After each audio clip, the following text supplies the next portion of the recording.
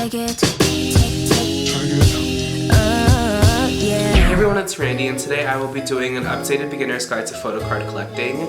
And so the first time around when I made it, I based it off the first time around when I was collecting, and so this time around it was a very different experience. So I want to give you guys the insights that I have gained over the past 2 months. And so my first video was very focused on the different supplies that I use, and it pretty much is the same. So if you're curious as to what I use, I will card that video up here, but I won't be mentioning any of that stuff, and I will actually be giving you helpful tips on how to mainly buy. So I will be going over that today. So I asked you guys on Instagram what you guys would like me to answer in this video. So I am looking at my phone, I'm referring to those questions, or I have also noted a few things that I want to talk about as well so I don't miss anything. So I want this to be the most informative video that I could possibly put out there. But the thing is that this will be a fairly long video, so if you just want to skip around, or if there's just a section that you want to watch, I will leave the timestamps down below so you guys can go ahead and check that out for when I talk about what. Also, if the colors in this video keep fluctuating, it's because I'm using natural lighting, and so it's the struggle of like warm and cool tones, so please excuse that. So obviously to have a photo card collection, you have to have photo cards, and a lot of questions that I got were how to find cheap photo cards. And so I don't know about other groups for Red Velvet specifically, the album photo cards are always the cheapest just because they never go out of print. And so a seller that I used when I initially started collecting was my 5-star, and so his listings always come and go because they're always auctions, and they always start at 99 cents, but the cards really only go up to $3 or $4, or at least when I bought them. And so I think that is a very good place to start. They basically have all of the basic album releases for a lot of groups, so I know that they have Monsta X, EXO, and plenty of other groups, but I mainly just look in the Red Velvet section. And so if I put this video up when I think I'm going to put it up, I think that he does have a few cards listed, but I've seen that the bids have kind of gone up. And a tips for bidding on eBay is that always wait to the last minute to bid, because by bidding early, you're kind of just raising the price and it's not really helping anyone because everyone just wants to outbid each other. And so if you wait for the last minute, that is a very smart decision, because then when you put your bid in, it comes that price and then it will end. So that is a tip that I have for bidding, and I'm a bidding expert. I bid all the time, so take my word for it. So as I said, his listings always come and go, so I would recommend following the seller on eBay, and eBay will notify you when they do post new cards. So that is a good place to start. You can obviously find any cards you want on eBay just by searching it up, and I know a lot of people are actually scared of using eBay because they're scared that they're gonna get scammed and stuff, or like they think eBay is really sketchy because it's like a used market and it's like all secondhand stuff. But basically on eBay, there is absolutely no way for you to get scammed, because eBay has buyer's protection service, so that if you ever do end up getting scammed or someone doesn't send you the cards, oh my god. So if you ever do end up getting scammed, oh my god, I literally just had a heart attack because one of like something in my basket fell. I'm so paranoid right now. Oh my god, why do I have to be so anxious? So if you end up getting scammed, so like if the seller never sends out your card, or if you get your card and that you think it's fake, then you can always open up a case, and 9 times out of 10 you will win the case. And oftentimes if you do get like a fake item, they will send you a refund, but they will also let you keep it. So I guess you can just do whatever you want with that fake photo card. And I think another good place is just to buy from collectors in general. Collectors, I think personally, don't like to raise up the prices as much as eBay sellers. I think a good place to start is either Twitter or Instagram, Facebook as well. So for Twitter, you can actually type in WTS, which stands for want to sell, and the photo card that you're looking for, and you can find a bunch of tweets or a bunch of people who are selling the card. Or if you want to trade a card, you put WTT and basically follow the same agenda, and you just type in the card that you want, and then people who are wanting to trade for those cards will pop up as well. I know that they do have specialized pages on Twitter that are like promo pages, so people tag them in their pictures and then they retweet them, basically to get the word out there, so you can visit those pages as well. I personally don't know any for other groups. I know a Red Velvet one, but I can't think of the name off the top of my head, and that is a good tip for wanting to sell your cards as well. Tag those pages in your tweets and they will retweet them and promote them, and yeah, it will get the word out there. I have personally found a few things through that, so that is a good place to start. As far as Instagram goes, if you are a Red Velvet collector specifically, you can go to my page page, and you can look in the following section of my page. It will show you all the different hashtags that I'm following, and so that is how I find a lot of my cards.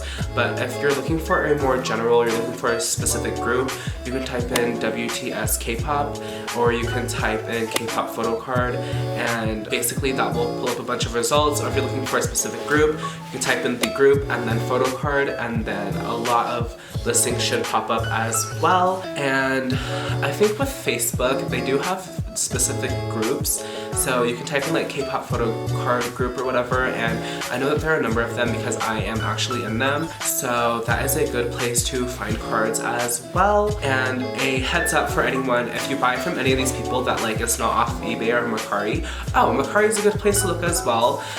Depop is too.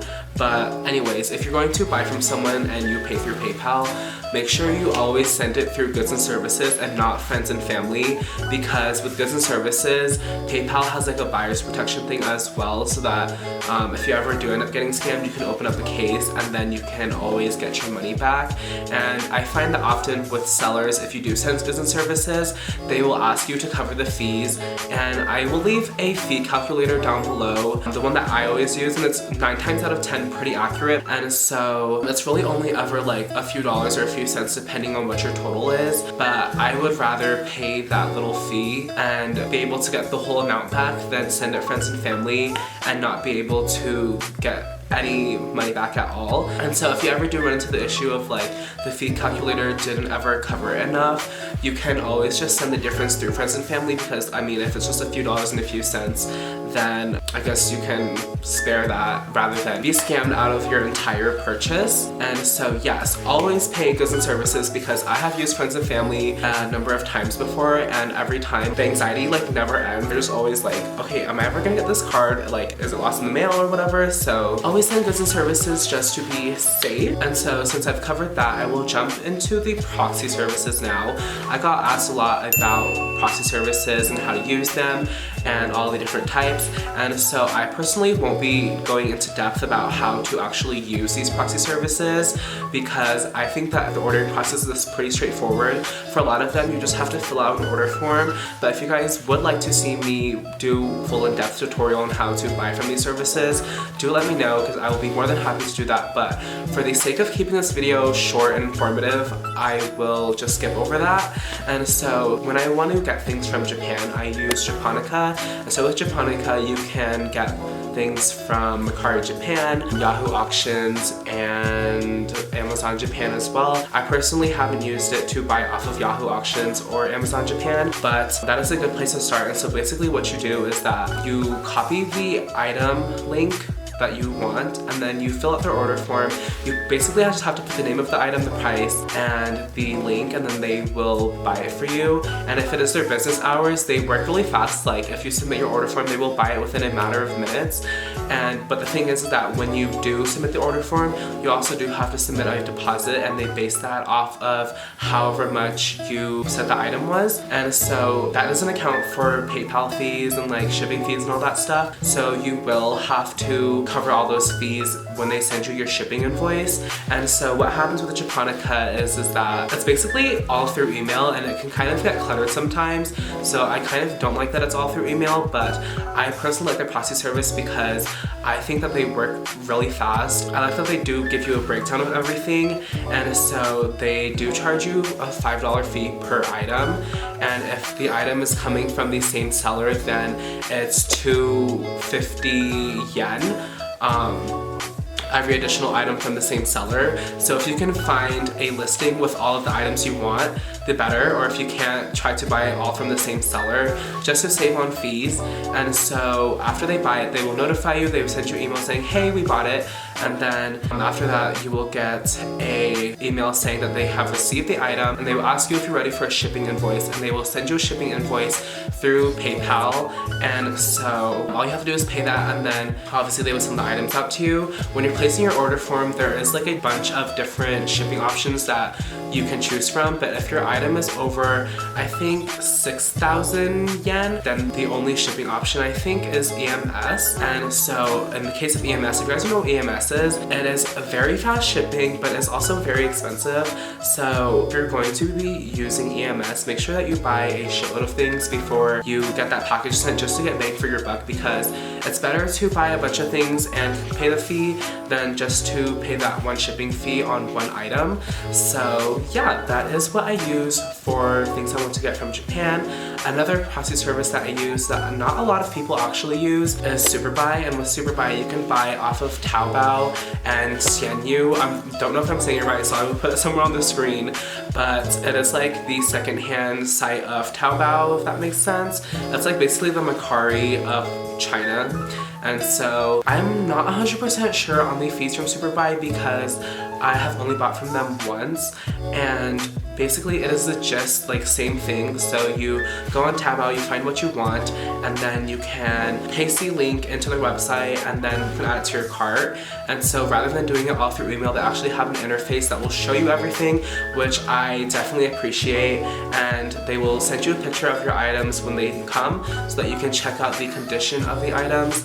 And then if you're not happy with the condition, you can always request them to return it to the seller, or obviously if you want it, you can just keep it. So Taobao is a really good place to find cheap fan-made goods. I personally haven't bought any fan-made goods off of there. I've bought like actual official SM goods, but you can find really cheap fan-made stuff on there for like $1 or so, and obviously it will add up because of the fees from Superbuy, so I'm not 100% sure on the fees, but I will link it down below so you guys can go ahead and check all the information out. And they provide a proxy service for Xianyu as well, and so if you don't know what that is, basically you have to download the app through your phone, and so the whole app is in Chinese, so you kind of have to click around and figure out what you want, but you can basically search for the group that you want, and then a whole bunch of listings will pop up, and then you can copy and paste the link into Superbuy as well. But I know that Superbuy does charge a bigger fee for Xianyu than they do Taobao, just because Xianyu requires messaging the seller, and just for that they charge a higher fee. And so with Superbuy you do have to put a deposit so that you can submit your order as well. And I think that is it. That's all I have to say for Superbuy. Again, I'm not too knowledgeable in it because I've only used it once and I didn't really thoroughly go through all of the information.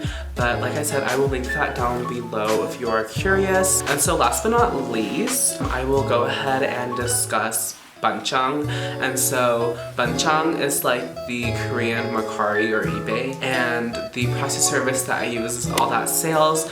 I think there is one more proxy service, but I personally have never used it, and I've only used All That Sales once. And so with Banchang is that you have to have a Korean phone number and login to basically access Banchang, like to even get into the site. And so All That Sales provides a login, but I'm not sure if it's on their website because when I looked it wasn't on their website. So if you can't find it, I won't put it in the description just because I'm not 100% sure if I'm supposed to be like giving it out or if it's supposed to be like an exclusive thing, which I doubt it is. But if you go ahead and message me on Instagram, I will happily give it to you. But basically once you sign in with the account, you can go in and everything is in Korean, so you actually do have to search with the Korean name of your group. So you can easily find that off of Wikipedia. You can find the Hangul of the group that you're looking for, and so when you paste it, well, obviously a whole bunch of listings will come up. And with All That Sales is that you fill out their order form, but you actually don't have to put a deposit. And so with that, once you submit your order form, the seller or the proxy service All That Sales will send you a PayPal invoice.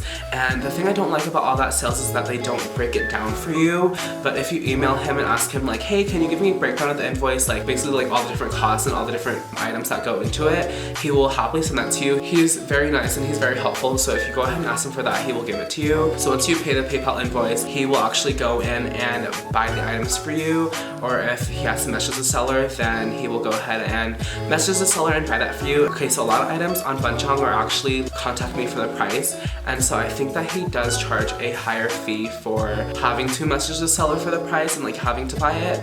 I'm not 100% sure on that, but after that he will buy it for you and then he will message you a picture of all the items. I love it when they send you pictures of the items just because it's like so exciting. The downside to Japonica is that they don't actually do that, but with Super Buy and all that sales they actually do. So he will send you a picture of the items and ask you if you are ready to pay the shipping invoice. And I'm not sure if he puts the fees in when he sends you the initial invoice or if he sends you the shipping invoice. But yeah, obviously once you pay the shipping invoice, then he will happily send it to you. And I personally haven't had my package from all that sales come, but I have honestly heard nothing but good reviews, and if you Google them, there's a lot of good reviews as well. So yeah, I know that there are a lot of people who actually use all that sales. So if you guys want to stay tuned for when I actually get what I bought from them or like how everything came, make sure you subscribe because I will obviously include that in a future unboxing. And I'm super excited because I got one of my holy grail cards off of Bunchang, and that's the thing with Bunchang as well, is that it is very good for finding a lot of the harder to find stuff. Well, I guess all these sites are, but with Bunchang, obviously since it's like in Korea, you can find a lot of the harder to find stuff just because like obviously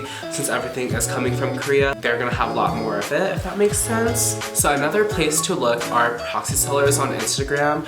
I personally won't give out the names of any of them just because they are very controversial. Like a lot of people are against the fees that they charge for, I guess, essentially providing a proxy service. And so I've noticed that fees can vary from like $30 to $100, which is insane. But I mean, if you're like willing to pay that, then by all means go ahead. If you guys want to find out about these sellers, they're actually in my following. If you message me and ask me what they are, I will tell you. But just for the sake of like not promoting them, just because I know they're very controversial, I won't put their links in the down bar, the description or whatever. So what these sellers do is that they will actually post listings from either Bunchang or Xianyu, whichever one they have access to, and they will put the price and then you can message them and buy it from them. And so basically it's just a very straightforward, like it's very streamlined. It's like essentially buying from someone off of Instagram, but the only thing is that it does take a little bit longer because obviously since it's like a proxy service, they have to get it sent to them and then they will send it to you.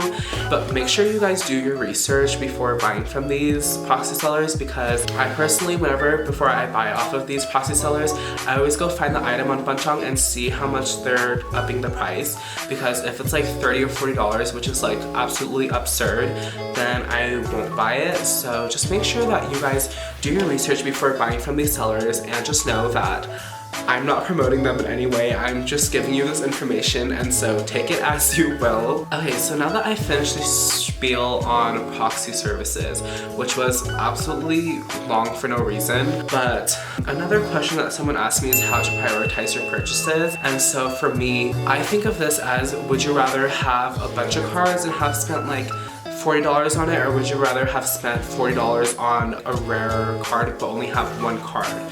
So for me personally, when I started my collection, like my priority was getting down the album cards just because I knew that these were going to be the easiest to find, and then I worked my way to the harder to find things. So I saved a lot of the rare, more expensive stuff for like the later journey of my collecting. And so I personally started with the album photo cards, like I said, because they're just so easy to find and they're fairly cheap. And so that just gave me like a good foundation to start my collection. And so like seeing all those cards together motivated me to want to buy more photo cards, which can be either good or bad.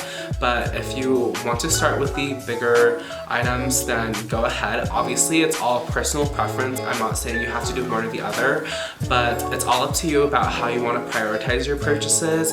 And so for me, I prioritize like all of the cheaper stuff, and then I guess that is also a good way to see if you actually want to collect the person, because it would really suck if you bought a really expensive card of a member that you weren't 100% sure that you wanted to collect, and then you got rid of it. And so I know there are a lot of people who actually comment on my videos and they ask, oh, like I want to collect a whole group, or I want to collect this member from a certain group, but I don't have enough money. And so if you want to collect a whole group, I would recommend either collecting by eras or collecting by your bias. and then obviously as the money comes, you can branch off into the other members of the other eras. And for people who want to collect multiple biases from different groups or whatever, I would say just start with your ultimate bias and then work your way down, like prioritize your biases, I guess, and then work from that list. And so I think that's a very good way to prioritize your purchases. And obviously this is all subjective and it's all like my personal opinion. I'm just giving you guys what I would personally do. And so another question I got asked was how to find Polaroids and special cards. I'm not sure what the person meant by special cards, but I think they mean like the event cards and stuff. And so for like the different goods, like I know SM, you guys know SM likes to put out the postcards, the 4x6 photos, and then they have like a photo card for absolutely every single event or every single good. And for those, I would actually use the Proxy Services, or you can actually use eBay as well. Good sellers on eBay are Great Music CD and K2 Pop. And personally, I always try to buy from Great Music CD when I can because K2 Pop always likes to raise the price a little bit more than Great Music CD does. And I personally try to buy things off of eBay when I can if the price is right, because I would just rather buy off of eBay and have it sent straight to me than deal with a proxy seller.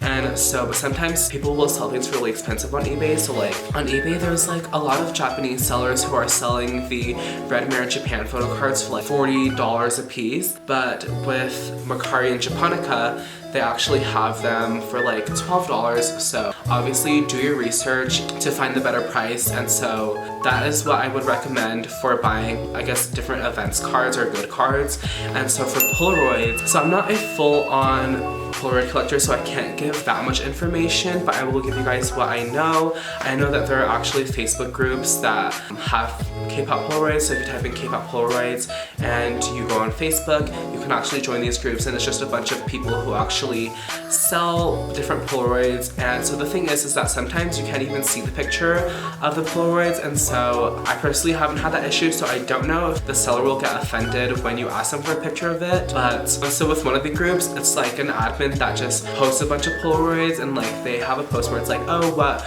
groups would you like me to find? And then you can comment on there and they will try to find it for you. And then another group is just like a bunch of different people selling Polaroids. And so that is all the knowledge that I have on Polaroids. Also, make sure that your Polaroid is always authentic.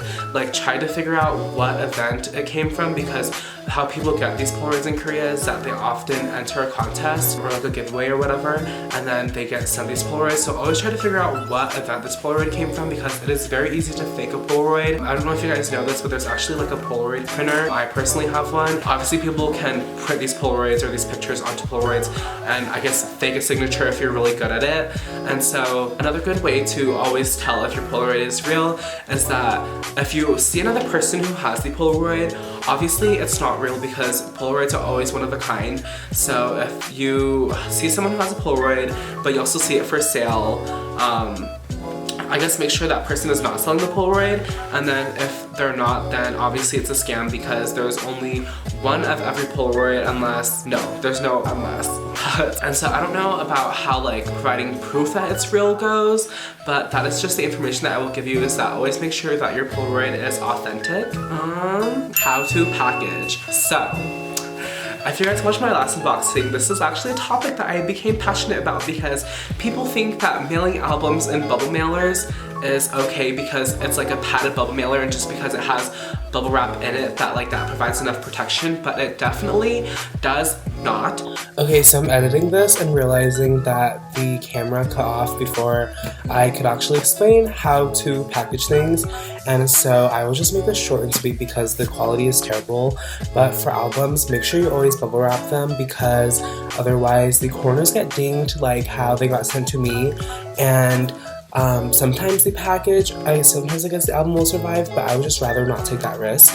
And then as far as packaging photo cards, I actually didn't show this in the video, so I guess it's kind of a good thing that I didn't get the footage, but I always use a top loader, and you can get these for super cheap on Amazon. And so what happens is that it comes with these plastic sleeves, like you can buy them in a bundle, and so you take this and then you put the card in here and then you put the card in the top loader, and that is how you send out cards. You can also just put it in a plastic sleeve and send it out through pieces of cardboard, or just tape it to a piece of cardboard. But make sure if you're doing that, make sure you put the card in a plastic sleeve, because I actually saw someone on my Instagram who got sent a card not in a plastic sleeve, but they used the cardboard, and what had happened was the tape ended up sticking to the photo card and it ended up tearing the photo card.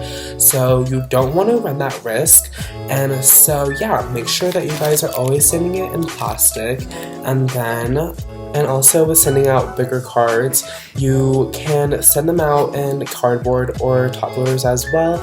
I personally prefer to use cardboard because the bigger top loaders are often more expensive, and it's just cheaper to do the cardboard. And yeah, that is all I have to say.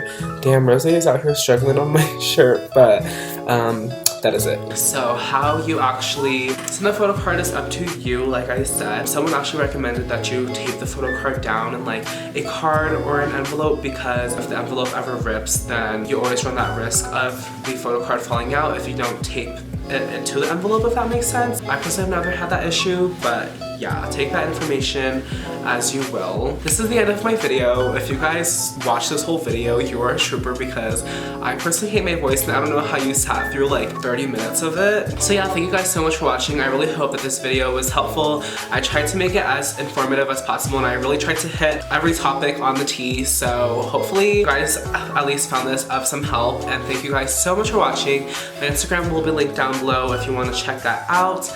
And if you guys have any questions or concerns about anything that I said in this video, you guys can go ahead and message me on Instagram as well, or you guys can leave a comment. Also, I am still trying to work out the kinks of the giveaway, so I think that I am going to give away an album because people have spoken, but I really want to do like a red velvet prize pack, because my initial idea for the giveaway was that I was going to give away 3 albums, but in that case, international subscribers would be excluded from that just because the shipping costs can get pretty hefty. So I really do want to include international subscribers. I think I want to do a red velvet prize pack, which will include a red velvet album and then a mix of like official and fan-made goods. But the thing is that I'm going to pick up everything when I go to Blackpink in April, so the giveaway probably won't happen for a while. And yeah, thank you guys so much for watching. I don't know why I always do this now whenever I do an outro, but yeah, I do have a photo card collection video coming up. I am only waiting on about 3 cards, so I'm waiting for those to come in before I do film a photo card collection video, and it will most likely be just like a collection video of all of my joy things. As you can see, it's not in focus, but I do have this little joy shrine, and that was part of the reason why I refilmed this video, was because I wanted to include my new joy setup. But yeah, thank you guys for watching, and peace out.